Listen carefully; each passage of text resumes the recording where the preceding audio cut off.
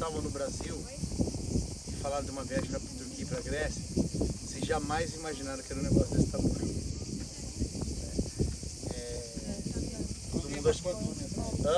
Eu não sei se alguém marcou a quilometragem, se alguém marcou nas fotos ali que quilometragem, mas é uma viagem muito grande mesmo. Eu acho que o diferencial do que eu preparei para vocês, que eu venho aqui quase 20 anos, todos os anos, é que eu consegui nos 20 anos tirar aquilo do roteiro que era longe, era de pouco impacto e concentrar, mas mesmo concentrando é muita coisa, né? A gente, fora os evangelhos, praticamente cobriu o livro de Atos inteiro, que são todas as cartas juntas, e boa parte das igrejas do Apocalipse também. Matemática, filosofia, história, e psicologia para mim, bastante.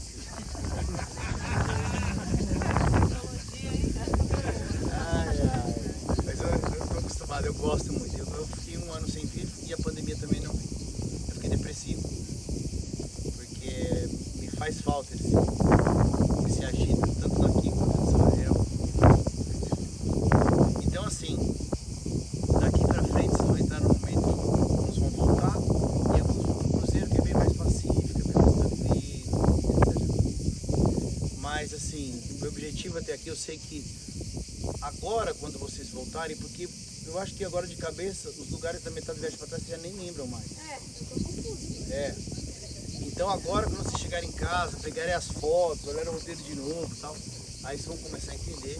E talvez agora entender a estrutura da viagem, porque foi montada de um jeito ou outro, nesse pique, né? E se eu tirar o pique, ou eu tenho que colocar mais dias ou menos lugares. E assim, no que eu percebi de acordo com os anos, é que 13 dias é o máximo que alguém aguenta mentalmente, depois começa a cair. Então eu tenho que pegar a curva e um pouquinho da baixada, pra vocês não perderem nada, né? Então, desde já eu agradeço vocês que me acompanharam, confiarem em mim, né? Pra fazer essa coisa que é um pouco de loucura também. O clima, ainda que é muito calor, mas é a época que nós brasileiros viajamos. É janeiro e julho.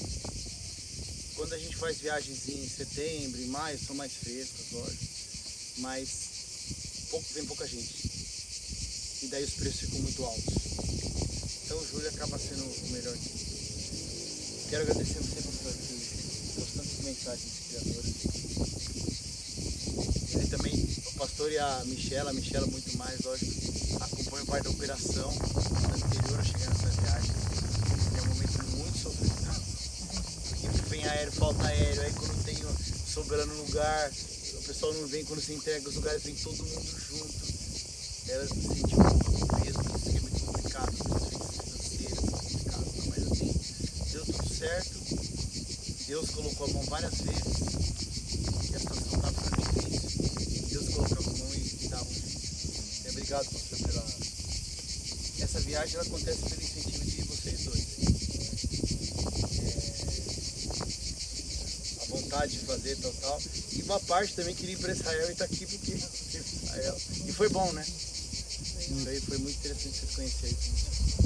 Então obrigado por vocês, obrigado por sua Michela, que coitadinha da Michela. Tinha dia que ela estava numa situação deplorável. De tanto problema que tinha que resolver. Mas vocês chegaram aqui. Fizeram uma viagem que ninguém vai fazer essa viagem. Difícil alguém fazer a viagem desse tamanho. Né? Conseguiram. Se eu falasse lá atrás, é assim, assim tal, uma parte considerável não viria. Eu perguntei a quilometragem umas 3 vezes no grupo, mas ninguém respondeu.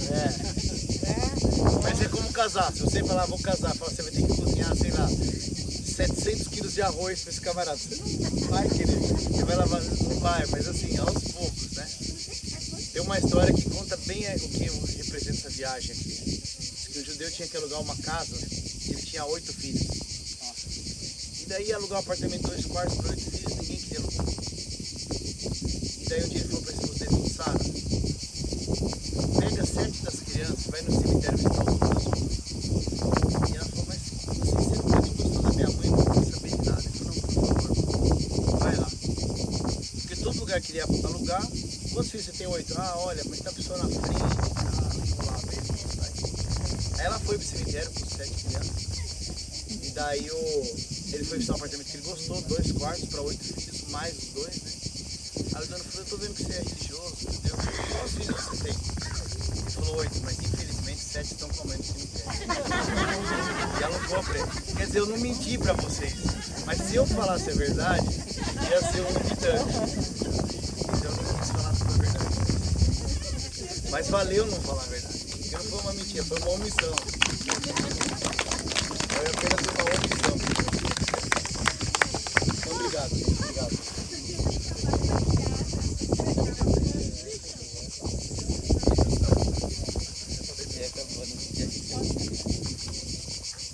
Parece que o clima já está se despedindo aqui, né? Então, caso a gente não... De noite? Então, ainda está um clima aqui. É pré-despedida, digamos assim, né? A gente também agradece muito a parceria com o pastor Roger, amigo desde sempre, assim, né, que acreditou nesse projeto. E realmente tem sido e serão outras, né, bênçãos grandes aí para esse aprendizado tão maravilhoso, né? O pastor Roger é uma pessoa que tem um conhecimento tremendo de toda essa cultura hebraica, cultura grega, do mundo helenístico, de geopolítica, mas uma pessoa extremamente humilde e amiga, né? E está ali, não sei como é que consegue. Eu achava que eu dormia pouco, até conhecê-lo. 3, 4 horas, mas... E está ali no kick sempre, né? É realmente algo... foi talhado, né? Entre outras coisas para isso também. Obrigado por tudo, né? E obrigado a vocês, mais uma vez, que acreditaram nesse projeto, né? Foi adaptado, mas eu creio que foi bênção de Deus também, né? Nós tínhamos uma intenção de início, de ir a Israel em janeiro passado, não foi possível, e no fim acabou desdobando em 2 projetos, né? Começando do fim, mas tudo bem, né? Inicialmente queríamos fazer primeiro Israel e lá adiante, quem sabe, fazemos Turquia e Grécia, né? Como consequência lógica da viagem. Então vai ser diferente, quando nós formos a Israel, a gente vai dizer, agora vocês sabem o que aconteceu depois, né? Começamos do Apocalipse da Gênesis. Temos um spoiler antes, né? Então fica também aqui o convite para vocês. Estamos já com um grupo de 20 pessoas e vamos aumentar esse grupo para que possamos, em janeiro, fazer também essa viagem para Israel, Egito, Israel e Turquia. Jordânia. E o roteiro que o pastor Roger adaptou para essa viagem, na minha opinião, ficou até melhor. Porque vai ser exatamente o caminho que o povo hebreu fez do Egito, ali passando pelo Sinai, subindo pela Jordânia, entrando via Jordão para Israel. Ficou bem interessante e seria bem legal, quem sabe, ter um grupo, né, ou parte dele com a gente mais uma vez, até porque já nos conhecemos, o pastor Roger já sabe o que dá BO por aqui, já está, né? Tem uns que não vão poder ir, mas Você já cortou a lista, né? Tem uns que já cortei. Enfim, né? Mas vou deixar para a gente fazer a oração de despedida lá no hotel, mas já fica aqui a gratidão da gente por acreditarem porque nós estamos realizando isso, que é um sonho, né? Em nome da Mapa na Mão, a gente agradece. Vocês perceberam que eu fui mesclando, né, as mensagens. Ora eu falava, ora o pastor Roger também fazia uma introdução mais cultural, geográfica, geopolítica. Ora eu também contei com a participação de vocês.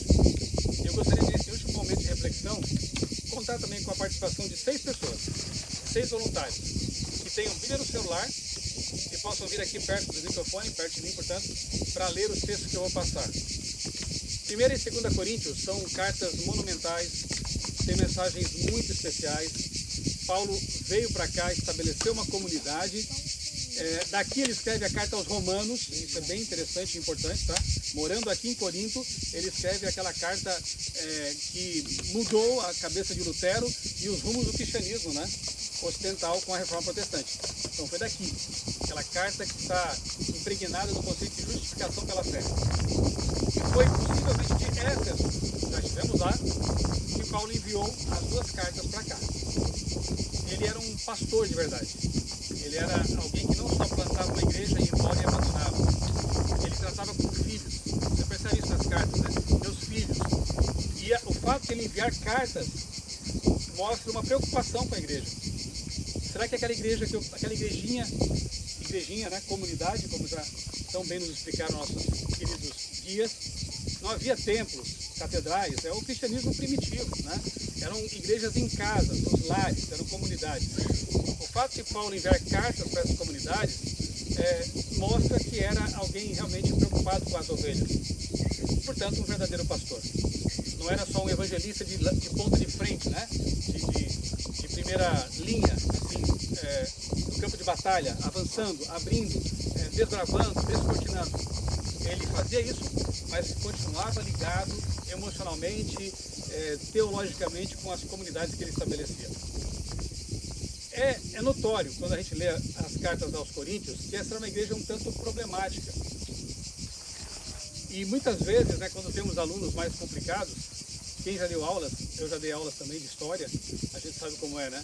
A gente acaba tendo às vezes até uma ligação maior, um trabalho, um carinho maior, né? Entender por que essa pessoa tem esses problemas, o que está acontecendo. E aqui Paulo, ele jogou duro com o pessoal daqui que tinha certos desvios morais e comportamentais, mas você vê que ele faz isso com todo o amor, querendo que as pessoas sejam salvas.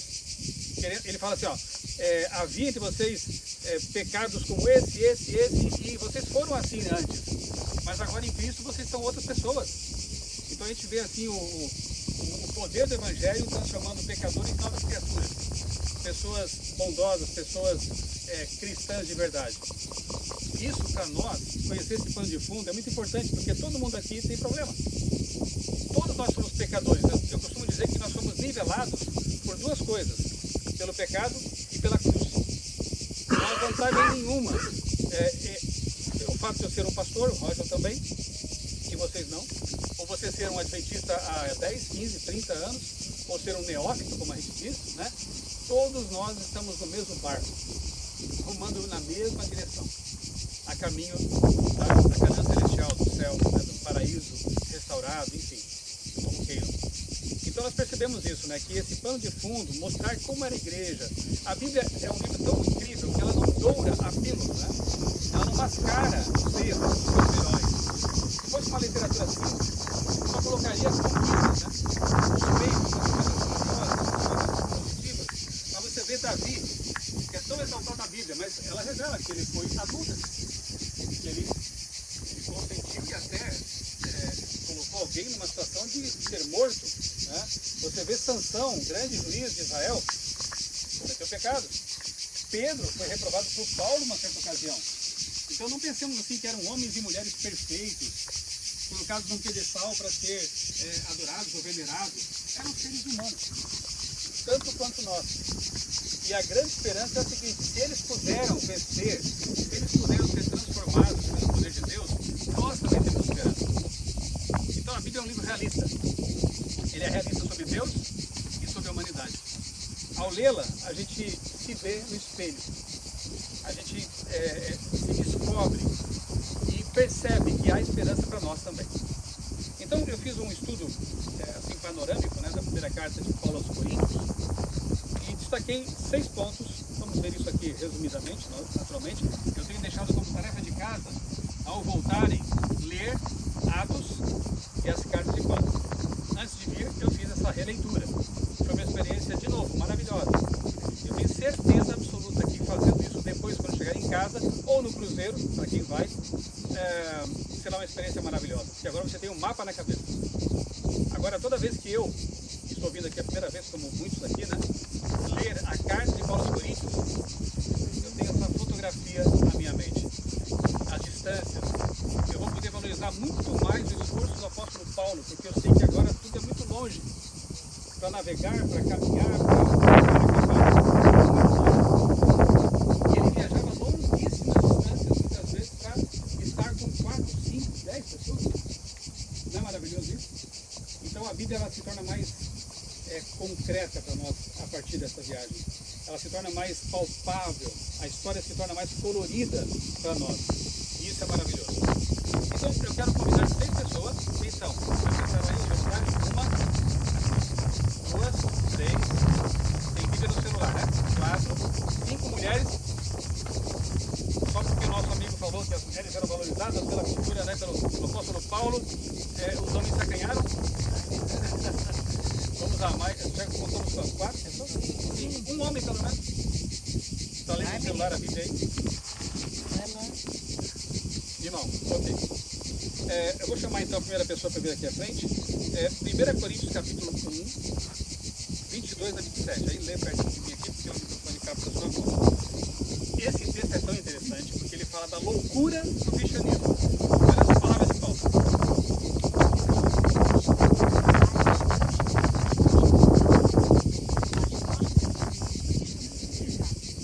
Escândalo para os judeus, loucura para os gentios, mas para os que foram chamados, tanto judeus como gregos. Isto é o poder de Deus e a sabedoria de Deus. Porque a loucura de Deus é mais sábia do que a sabedoria humana, e a fraqueza de Deus é mais forte do que a força humana. Irmãos, considerem a vocação de vocês. Não foram chamados muitos fracos da sua carne, nem muitos poderosos, nem muitos de nossa sabedoria. Pelo contrário, Cristo escolheu as coisas loucas para envergonhar os sábios, e escolheu as coisas fracas do mundo para envergonhar os fortes. As palavras, né? Deus escolheu as coisas fracas do mundo para envergonhar as fortes, né? Olha como tudo começou. Como você disse, né? A sementinha. Começa com uma sementinha e a árvore vai crescendo, vai se espalhando, e o mundo foi abençoado com as verdades do Evangelho. Por que era escândalo para os judeus a cruz de Cristo? Porque eles não esperavam o Messias morto. Os judeus já haviam idealizado o Messias, como alguns hoje também idealizam as coisas, né? Construíram a imagem do Messias na cabeça deles, que seria um rei montado em um cavalo branco, conquistando e expulsando os romanos. E Jesus sempre falou, claro, meu reino não é deste mundo. Ele não veio para ser um líder político, ele veio ser o nosso Salvador. Então, para um judeu que tinha idealizado um Messias desse tipo, era um escândalo ver o Messias pregado na cruz. Paulo mesmo só aceitou porque o próprio Jesus apareceu para ele no caminho para Damasco. Para os gregos, né, era loucura. Os gregos da filosofia, os gregos do pensamento racional e outras coisas mais. Como assim? Um Deus que se faz ser humano e morre, Deus morre? Não cabe. E nem na nossa mente cabe também esse conceito, né? Deus se fez humano. Deus morreu na cruz para nos salvar. É loucura. Mas era essa mensagem que Paulo pregava. Essa é a mensagem que nós cremos e essa é a mensagem que temos que pregar. Ainda que o mundo considere loucura. Hoje, falar na segunda vinda de Cristo, como nós cremos e pregamos, né? E adventistas quer dizer aqueles que aguardam o advento, a volta de Cristo. Né? Então, pregar isso para o mundo hoje é loucura também. Muitos nos consideram loucos, fundamentalistas, e tem um monte de termos que jogam sobre nós, né? Eu costumo dizer assim, ó. Desde que eu esteja sendo bíblico, não me importa que me chamem de seita, de fundamentalista, de herege ou qualquer coisa assim, desde que esteja seguindo a mensagem de Cristo. Aliás, um dos nomes, né, além dos que o nosso guia mencionou, pelos quais os cristãos eram chamados, eram a seita do caminho. A seita do caminho. Paulo diz isso, né? Porque eu sigo a seita que eles chamam de caminho. Só depois de algum tempo que os cristãos são chamados pejorativamente de cristãos. Esses são os cristãos. E por que chamaram assim? Porque eles só falam de Cristo o tempo todo. Depois o nome assumiu uma conotação que para nós causa orgulho santo, né? Sim, eu sou cristão. Eu sou apaixonado por Jesus. Ele é o meu modelo. Mas de início era um apelido jocoso. Esses cristãos aí, né? Loucos. Segundo texto é 1 Coríntios 2,16. Quem quer vir aqui? Vem cá, meu irmão. 2 Coríntios 2,16. O que Paulo diz que nós somos? E você vai entender por que ele disse isso para os coríntios. Porque quem conheceu a mente do Senhor para que possa instruir mais. 1 Coríntios 2,16.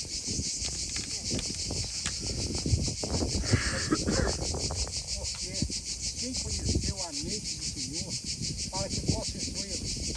Mas nós temos a mente. Esse texto que fala que nós temos que ter a mente de Cristo. Lá em Filipos, eu li Filipenses e mostrei para vocês que nós temos que ter os mesmos sentimentos que teve Cristo Jesus. Em que sentido? Sendo Deus, não teve como usurpação ser igual a Deus. Ou seja, não se apegou a isso. Ele se faz ser humano e morre como um pecador na cruz. A cruz era destinada para os malfeitores. Então, nós temos que ter os mesmos sentimentos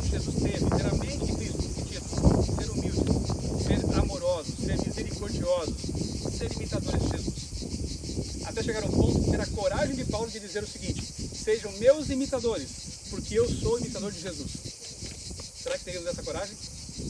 Dizer às pessoas que nos observam: seja meu imitador, porque eu imito Jesus. Lembra que eu falei até agora várias vezes, né?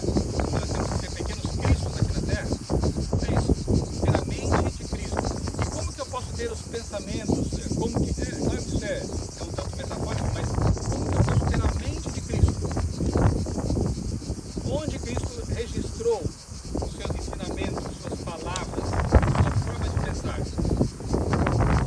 É a palavra de Deus, a Bíblia, de modo muito especial nos Evangelhos, nas cartas de Paulo. Então, como eu posso ter um pensamento semelhante a Jesus? Lendo a Bíblia todos os dias, como faziam os bereanos. Fazer como os bereanos, todos os dias ter contato com a palavra de Deus. Quanto mais eu leio a Bíblia, quanto mais eu falo com Jesus, mais parecido com ele eu me torno. Ok? Terceiro texto é 1 Coríntios 6, 19 e 20. Mostra uma fila aí, quem é? 19 e 20. Certinho. Ou não sabeis que o vosso corpo é o templo do Espírito Santo, que habita em vós, diferente de Deus, que não sois de vós mesmos, porque fostes comprados por bom preço. Glorificai, pois, a Deus no vosso corpo e no vosso espírito, os quais pertencem a Deus. Por que será que aqui, não aqui exatamente, mas escrevendo para os Coríntios, Paulo diz, pelo menos 2 vezes em sua carta, na primeira carta, e também na segunda carta, que nós somos o templo do Espírito Santo. O que os Coríntios estavam fazendo com o corpo? Vocês lembram, né? Aqui havia prostituição. Mesmo entre os cristãos havia casos de incesto, né? Assim, pecados de ordem moral. Então Paulo diz: vocês são sagrados como seres humanos. Olhem-se uns aos outros como verdadeiros templos. Lembra do templo judaico, como é que era tratado pelos sacerdotes? Para entrar no templo eles tinham que se lavar, né? Não podia entrar com as sandálias sujas, né? Tinha todo um cuidado, uma reverência, não aquela coisa idolátrica, mas o respeito mesmo pelas coisas de Deus. Ora, se Paulo transpõe esse conceito de templo para o ser humano, para o seu corpo, o que ele quer dizer que você é? Que você é sagrado, que você é santo. Olhe-se como um templo e olhe os outros também como templo. Isso traz um respeito especial pelas pessoas. Você não vai querer defraudá-las, você não vai querer humilhá-las, você não vai tratá-las mal. E no caso, né, nós que gostamos tanto de cuidar da saúde, né, por motivos não só físicos, mas espirituais, o que eu ponho para dentro do templo, fisicamente falando, alimentos, bebidas, e intelectualmente falando também, né? Os conteúdos que eu coloco para dentro. Se eu seleciono devidamente os conteúdos que eu vou assimilar, aí eu volto lá para Filipenses, lembram? Tudo que é puro, tudo que é amável, tudo que é de boa fama, se há alguma virtude, se há algum louvor, seja isso que ocupe o seu pensamento. Se você lidar desse jeito com as coisas que te rodeiam, com a mídia, com as condições culturais, você estará se tratando como um templo. Aqui e todo o seu corpo. 2 vezes Paulo fala isso. Vocês são templo do Espírito Santo. Vocês não pertencem a vocês mesmos. Esse corpo que nós temos foi dado por Deus para nós, né? Quando você pega alguma coisa emprestada, você cuida melhor até ou não do que aquilo que é seu? A gente zela mais ainda, né? Então quando você entende que esse corpo te foi dado por Deus e pertence a Deus, como você vai tratá-lo? Com muito mais zelo, com muito mais cuidado, né? Templo do Espírito Santo. Aliás, aqui nós vemos uma outra evidência indireta para a divindade do Espírito Santo. Porque aqui nesse texto que acabou de ser lido, é dito que nós somos templo do Espírito Santo. Mas em 2 aos Coríntios, Paulo diz, nós somos templo de Deus. Ora, Paulo está confuso? Nós somos templo do Espírito Santo ou templo de Deus? Tanto faz, né? Porque para nós cristãos, Deus é único, mas se manifesta em 3 pessoas. Pai, Filho e Espírito Santo. O Espírito Santo é uma pessoa divina. É assim que nós cremos. E aqui no texto a gente percebe isso também. É templo de Deus ou do Espírito Santo? Tanto faz. Porque o Espírito Santo para nós é Deus. 1 Coríntios 9, 23 a 26. Aí nós estamos levantando, né? 1 Coríntios 9, 23 a 26. Não tá aqui não, amor. Irmã, agora vamos ter que tirar para o ímpar. Pode ser o próximo? Obrigado, tá? Já fica aqui por perto. Ora, tudo faço por causa do Evangelho, para dele tornar-me co-participante. Não sabeis vós que os que correm no estádio, todos, na verdade, correm, mas um só é que recebe prêmio? Correi de tal maneira que o alcancei. E todo aquele que luta exerce domínio próprio em todas as coisas.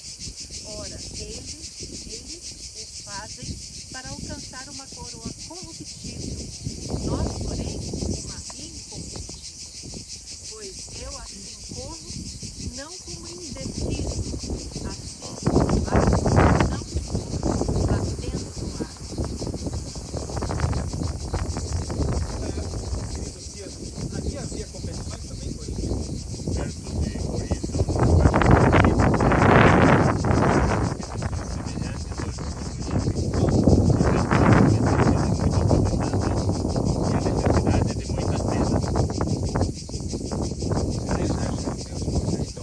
Deus Poseidon. Lembra quando eu falei que Jesus viveu mais em contexto de pesca, pastoril, né? de pessoas que plantavam? Então ele extrai as suas ilustrações da natureza. Vocês vão pescar homens. O reino de Deus é como um grão de mostarda. E tudo aquilo que ele ensinou. Paulo, ele viveu mais num contexto urbano, visitando grandes centros, grandes cidades. Jesus não saiu daquela região em que ele viveu ali, ficou numa área pequena. Paulo andou longas distâncias, como nós podemos perceber. E nessas cidades ele tinha elementos para extrair também, como ele aprendeu do seu grande mestre Jesus, parábolas, comparações. E aqui, nesse texto, ele compara a corrida cristã com a corrida dos atletas. Um atleta, que estamos vivendo agora mais uma Olimpíada, né? E aqui, como foi dito, havia um local em que eles também faziam os jogos. O atleta, ele cuida da alimentação, ele cuida do seu físico, ele cuida da sua mente, ele se preserva, se cuida para ganhar uma coroa corruptível, que ou vai enferrujar, ou um dia vai ficar para lá e ele vai morrer mesmo, né? Então, o atleta se cuida, é disciplinado para obter uma coroa corruptível. Quanto mais nós cristãos, na corrida da fé, temos que ser também disciplinados, temos também que cuidar de nós mesmos, cuidar dos outros, né? Autonegação, muitas vezes, também. Para quê? Porque nós aspiramos a uma coroa incorruptível. Uma coroa que simboliza a vida eterna. Não que sejamos salvos por nossos esforços, né? Nós sabemos que é pela graça, Paulo mesmo escreve muito sobre isso, mas a santificação, de alguma forma, é uma espécie de corrida. Nós vamos avançando, caindo aqui, acolá, mas se levantando, prosseguindo para o alvo, como diz Paulo, né? Paulo diz, eu não julgo que alcancei o alvo, mas eu prossigo para ele. E o alvo é ser cada vez mais semelhante a Jesus. Então não esqueça da parábola da corrida. Nós somos atletas de Cristo. E como tal, temos que ser disciplinados, temos que fazer nossos esforços não salvíficos, mas como parte da nossa carreira cristã, para ser cada vez mais semelhantes a Jesus. 1 Coríntios 13 agora, é um clássico, esse é um clássico, né? E aí temos que ler do 1 ao 13, inevitavelmente. Bebam cada frase, cada palavra, olha que monumento literário e inspirado por Deus, Paulo nos deixou em 1 Coríntios capítulo 13, de 1 a 13. Ainda que eu falasse as línguas dos homens e dos anjos e não tivesse amor, seria como um metal que soa ou como o sino que diz. E ainda que tivesse conhecesse todos os mistérios e todo o conhecimento, e ainda que tivesse toda a fé de maneira tal que transportasse os montes e não tivesse amor, nada seria. E ainda que distribuísse toda a minha fortuna para o sustento dos pobres, e ainda que entregasse o meu corpo para ser queimado, e não tivesse amor, nada disso me aproveitaria. O amor é sofredor, é benigno, o amor não é invejoso, o amor não trata com leviandade, não se ensoberbece, não se porta com indecência, não busca os seus interesses, não se irrita, não suspeita mal, não não folga com a injustiça, mas folga com a verdade. Tudo sofre, tudo crê, tudo espera, tudo suporta. O amor nunca falha, mas havendo profecias serão aniquiladas, havendo línguas cessarão, havendo crença desaparecerá, porque em parte conhecemos e em parte profetizamos. Mas quando vier o que é perfeito, então o que é em parte será aniquilado. Quando eu era menino, falava como menino, sentia como menino, pensava como menino. Mas logo que cheguei a ser homem, acabei com coisas de menino, com as coisas de menino. E agora vejo e inico, mas então veremos face a face. Agora conheço em parte, mas então conhecerei como também sou conhecido. Agora, pois, permanecem a fé, a esperança e o amor, esses três, mas o maior destes é o amor. Amém? Amém. Agora permanecem a fé, a esperança e o amor. Mas desses três, o maior é o amor. Em uma palavra, Paulo expressa aqui, amor. Eu posso ter todos os dons, o dom da oratória, o dom de línguas, falar línguas estrangeiras sem tê-las estudado. Eu posso ter o dom de cura, o dom de profecia, mas se eu não tiver o amor, isso tudo é vão. E alguém pode pensar, mas é impossível. Um amor que não suspeita o mal, que não se soberbece, que não se arde em ciúmes, é um amor perfeito desse, como eu vou ter? Você não tem mesmo. O João, aquele outro que não tinha amor também, que era o discípulo o homem filho do trovão, que depois se tornou o discípulo do amor, a resposta vem dele também. Aquele que não ama, não conhece a Deus, porque Deus é amor. Então, o amor que nós não temos, que é descrito por Paulo desse jeito, humanamente impossível, provém de Deus. Quanto mais próximos de Deus, quanto mais caminharmos com Deus, mais o amor dele vai inundando a nossa vida. E aí a nossa vida vai ser simplesmente um transbordar do amor de Deus. Esse amor, esse é o amor perfeito. No grego deve ser agape, o amor perfeito, o amor que vem de Deus. Ainda que eu falasse a língua dos anjos e dos homens, Paulo era poliglota, se eu não tiver amor, nada, não serve para nada. Que o amor de Deus inunde a nossa vida, né? E o último texto que eu escolhi para nós meditarmos aqui nesse bom lugar é 1 Coríntios capítulo 15. Alguém? Ou serei eu mesmo? Irmã. Ok. 1 Coríntios capítulo 15, fica aqui, irmão, para captar aqui o som. Primeiramente, leia do verso 13 ao 17 e depois aí vai para o verso 13. Tenham em vista o contexto, mais uma vez, o contexto histórico. Cristãos que eram perseguidos no primeiro século, cristãos que eram mortos por sua fé, cristãos que estavam já talvez correndo o risco de desanimar, porque os discípulos falaram, ele breve voltará.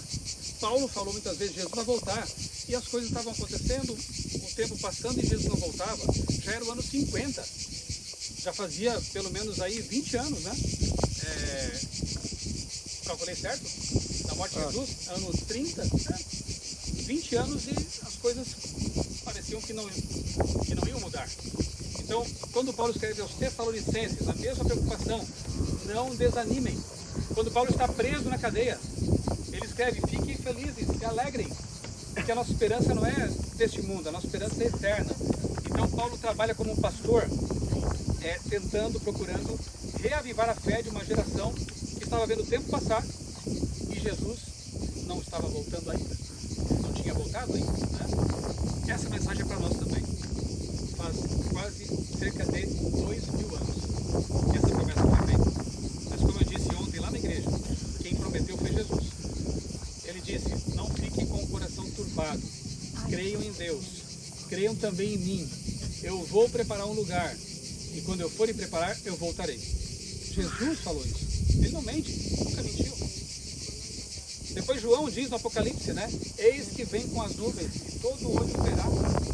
Já falando do nosso Senhor. Paulo, nós vimos isso em Tessalônica, lembra? Tessalonicenses, ele diz, quando a trombeta soar, né, a voz do arcanjo, que Miguel, que é Jesus também, o nome dele, os mortos em Cristo ressuscitarão e nós seremos transformados. Aqui Paulo retoma o assunto. Olha que interessante, né? A harmonia dos textos. Aquilo que ele disse aos Tessalonicenses, agora ele explica aos Coríntios com mais detalhes. Vamos ver o que ele fala. 3:17 e depois 50:53. E se não há ressurreição de mortos, então Cristo não ressuscitou. E se Cristo não ressuscitou, é vã a vossa pregação, e é vã a fé que vocês têm. Além disso, somos tidos por falsos testemunhas de Deus, porque temos testemunhado contra Deus que ele ressuscitou a Cristo, ao qual ele não ressuscitou, se é certo que os mortos não ressuscitam. Porque se os mortos não ressuscitam, também Cristo não ressuscitou. E se Cristo não ressuscitou, é vã a fé que vocês têm, e vocês ainda permanecem nos seus pecados. 50:53. Percebam que Paulo coloca uma pedra fundamental. A base do cristianismo é a ressurreição de Cristo. Que existem muitos sistemas religiosos, já falamos sobre isso, a gente respeita cada um deles. Paulo foi tremendamente respeitoso lá no Areópago, né? Existem várias filosofias religiosas, mas Buda está morto, Maomé está morto, esses grandes líderes espirituais morreram. Jesus, a tumba dele está vazia. Jesus foi visto ressuscitado por centenas e centenas de pessoas. Jesus tanto ressuscitou que os líderes da época, já falei isso, repito, judaicos e romanos, não puderam desmentir o fato. Tiveram que inventar mentiras para encobrir o fato da ressurreição. Então, a ressurreição de Cristo é a garantia de que ele tem poder para ressuscitar também aqueles que morreram crendo nele. Então, a base do cristianismo, uma das bases fundamentais, além da cruz, além de outras coisas, é a ressurreição de Jesus. Por isso que Paulo diz, se ele não ressuscitou, a nossa fé é vã. Se Jesus está morto, nós somos o que então? Apenas seguidores de um homem, de um mestre, de um profeta.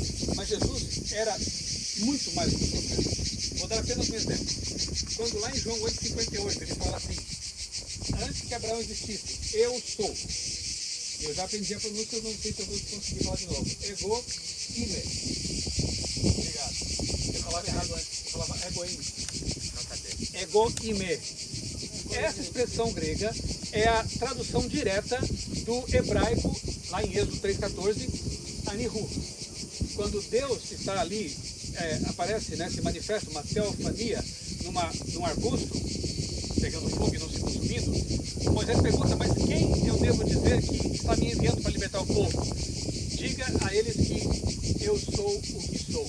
Anihu. Jesus usa a tradução dessa expressão, eu sou, no grego. Ego eimi, ime, ego ime. E aí eles pegam pedras para apedrejá-lo. Por quê? Porque Jesus estava blasfemando. Se fosse apenas um ser humano. Mas ele não estava blasfemando. Por quê? Porque ele não era só um ser humano. Todas as vezes que ele diz, eu sou o pão da vida, eu sou a porta, eu sou o bom pastor, ego ime. Ou seja, eu sou Deus.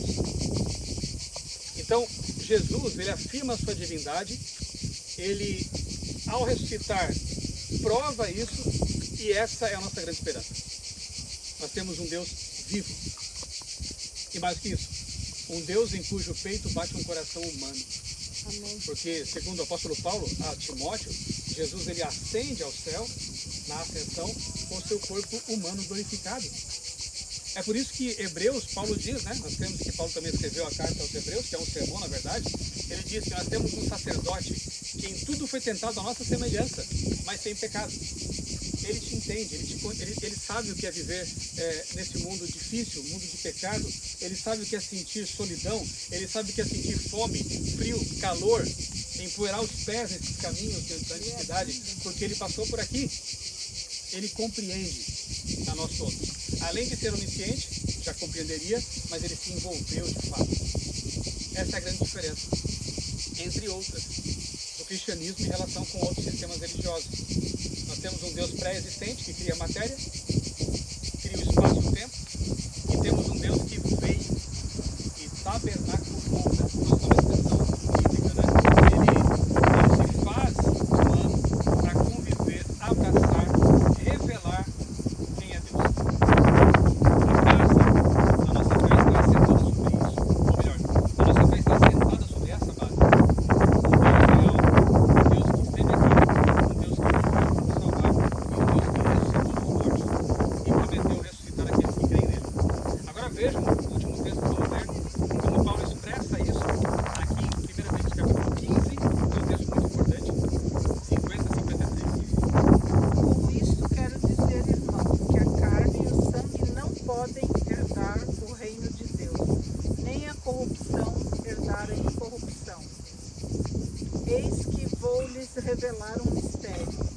Nem todos dormiremos, mas todos seremos transformados. Num momento, num abrir e fechar de olhos, ao ressoar da última trombeta, a trombeta soará, os mortos ressuscitarão incorruptíveis e nós seremos transformados. Porque é necessário que este corpo corruptível se revista da incorruptibilidade e que o corpo mortal se revista da imortalidade. Você percebeu o pensamento de Paulo ao longo dessa carta? Eu tentei dar umas amostras aqui, né? Ele trabalha com uma comunidade de pessoas tão pecadoras como nós. Ele fala, vocês precisam mudar, vocês precisam se converter, vocês precisam abandonar esses pecados. Ele compara com uma corrida de um atleta. Olha os atletas, como eles lutam, como eles levam a sério a corrida deles. Vocês estão correndo para alcançar uma coroa eterna. Sejam também disciplinados, né? Lutem também com sua família para salvá-los, para levá-los aos pés de Cristo. E aí ele termina dizendo, porque lá adiante o nosso galardão, a nossa recompensa, ela será incalculável. Ele diz que num piscar de olhos, aqueles que estiverem vivos na volta de Jesus serão transformados. Ele retoma o texto do tema de 1 Tessalonicenses capítulo 4, né? Quem estiver morto vai ressuscitar com o corpo já imortal, e aqueles que estiverem vivos vão morrer no segundo, digamos assim, né?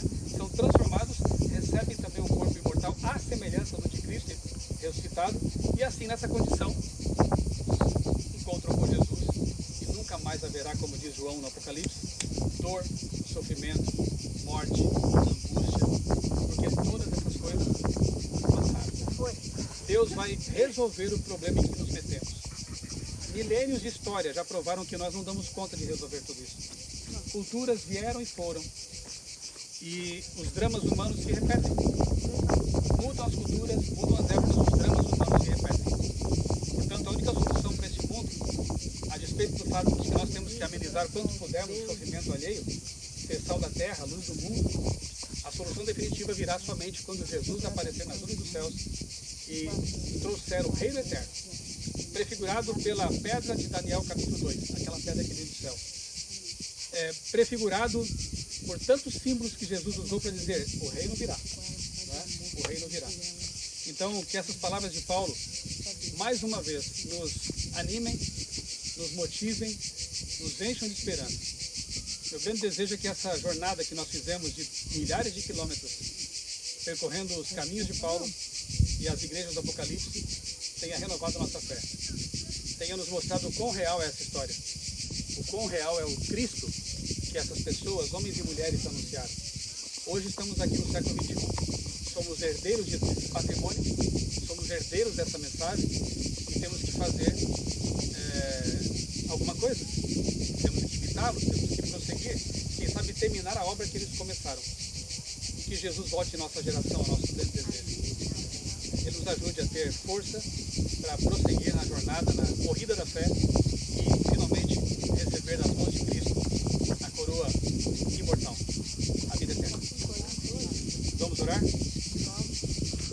Amado Deus, bondoso Pai, nosso Criador, nossa jornada de lugares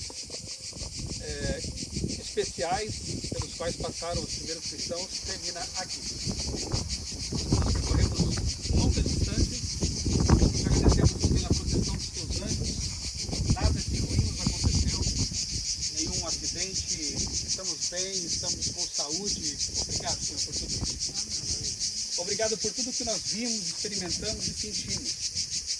Obrigado porque a nossa fé sai renovada e nós voltaremos para casa com o nosso senso de missão reforçado, reafirmado. Ajuda-nos a aproveitar cada oportunidade de falar do teu amor às pessoas. Ajuda-nos a ser pequenos cristos, como Paulo foi, como João, como Pedro e os demais, Lídia e tantos outros. Que sejamos nós hoje pequenos cristos, Bíblias vivas, por onde passarmos. Mais uma vez pedimos a tua bênção sobre nossos queridos guias, desde a Turquia até aqui, que tão bondosamente nos ensinaram tantas coisas relevantes, importantes, das quais nunca nos esqueceremos. Abençoa também, Pai, os motoristas e a família deles, e cada um deles, por porque nos conduziram bondosamente por esses caminhos. Obrigado por tudo que nós experimentamos aqui e aqui neste local tão especial, em que havia uma comunidade amada por Paulo e por Deus.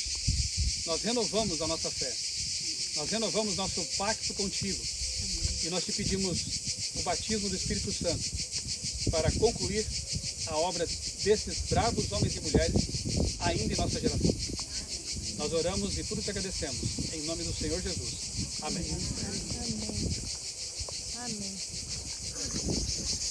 Fazer uma foto aqui, papai?